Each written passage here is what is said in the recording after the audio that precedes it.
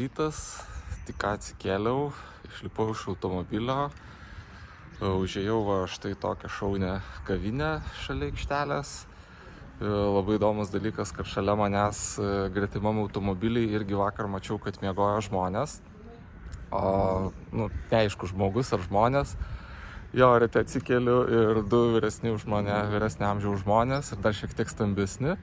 Išlipė iš tos mašinos, pasidėjo kėdutes, jau ten kavą įsitraukė, drabužius ant tvaros pasidžiojo, išsiplovė, žodžiu, irgi susiruošė kelioniai. Čia labai faina, kad šitoj vietoje yra nemokami tualetai ir iš tiesų pirma per visą kelionės laiką tokia švari vieta, labai faina kavinė. Aišku, aš nebuvau sustojęs, čia yra Shell kolonėlė šitą vietoj, tai aš ją po truputėlį apeisiu. Tai dabar žinosiu, kad Shellas tikrai turi gerą reputaciją, švarų tvarkingą, nes visur kitur mokai po eurą užeini į tą tualetą ir ten siaubingas vaizdas ir norisi bėgti. Ten už nugaros visiškai atskirta tolumoje matosi sunkvežimio aikštelė, jie ten nakvojo, visiškai jokio triukšmo. Vos girdėjau vakar muziką trankę iš tos pusės, tai matyt vyko vakarėlis. O dabar tiesiog pasitvarkiau rytinius reikalus, laukia dar 1000 kilometrų ir greitų laiku turėčiau kirsti Prancūzijos-Ispanijos sieną ir jau pamatyti Ispanijos kelius. Už manęs matosi tokia jauki, šauni Shello kolonėlė. Beje, labai įdomus momentas yra, kad piligrimų ženklas yra kriauklytė.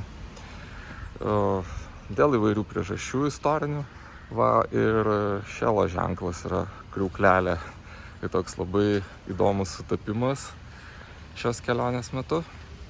Tai tiek šnekų ir pasimatysim netrukus kelyje. Iki.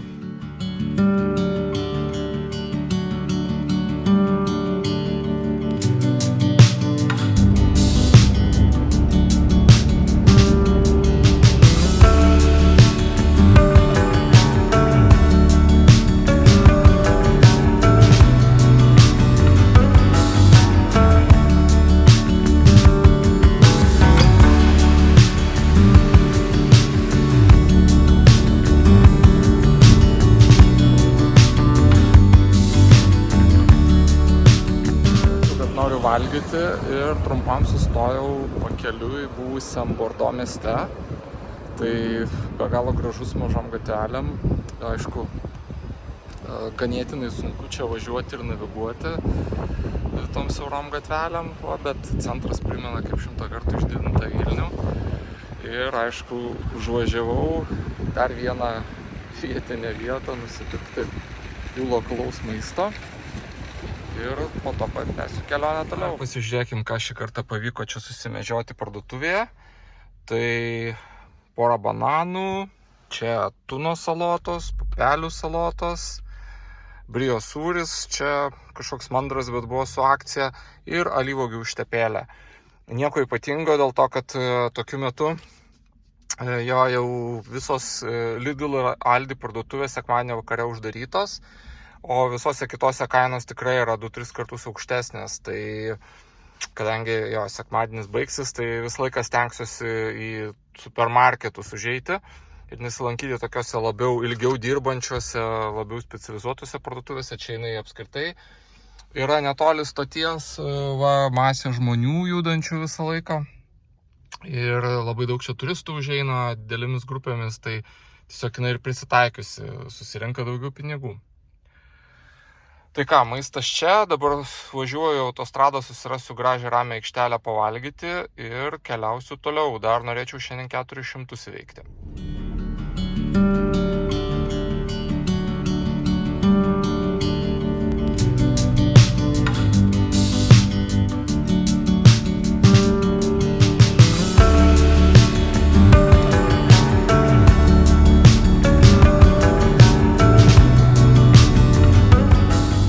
Sveiki iš triukšmingos Ispanijos, naktinis reportažas.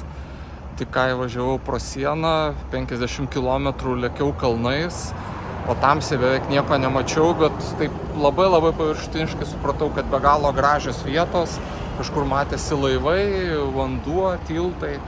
Tai labai gaila, kad tą atstumą važiavau Patamsį ir nutariau dabar eiti miegoti ir nebevažiuoti toliau. Tai va, susiradau tokią aikštelę.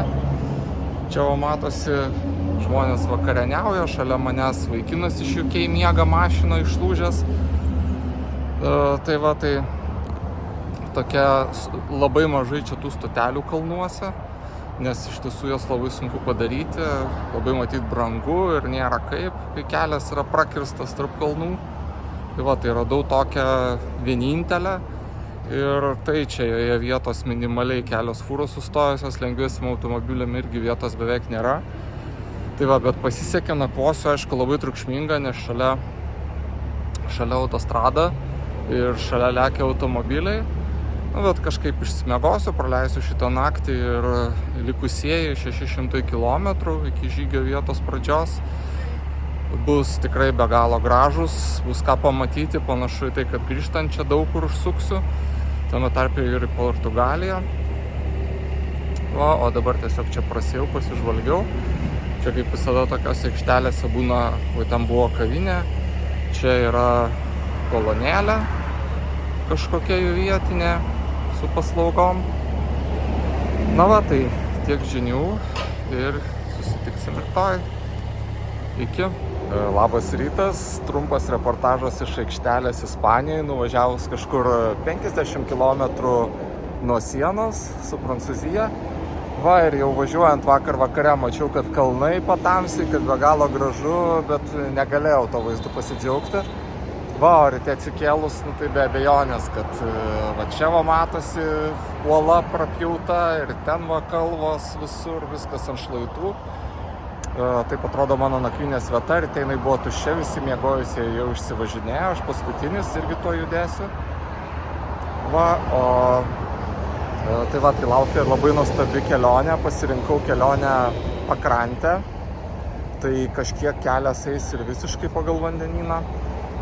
Tai turėtų būti labai gražu ir tai liko tik 600 km pagal kasdieninius kelionės mastus, tai yra labai nedaug. Tada atvažiuosiu į savo Sarijos miestelį, nuo kurio žygiuosiu nedidelę atkarpą. Ir reikia susirasti nakvynę, pagaliau normaliai nusiprausti, persikrauti daiktus ir žygiuoti 8 dienom į piligriminį žygį. Tai dar bus šiek tiek video iš šiandienos kelionės, o tada jau pasakosiu, kaip atrodo tai žygis, kas jame vyksta. Va, ir aišku, grįžimas atgal taip pat nusimato labai įdomus, nes tikrai daugelį Europos vietų sustosiu, pačiuose top 3 įdomiausiose vietose, bet apie tai vėliau. Tai tiek šiam rytui ir į kelionę.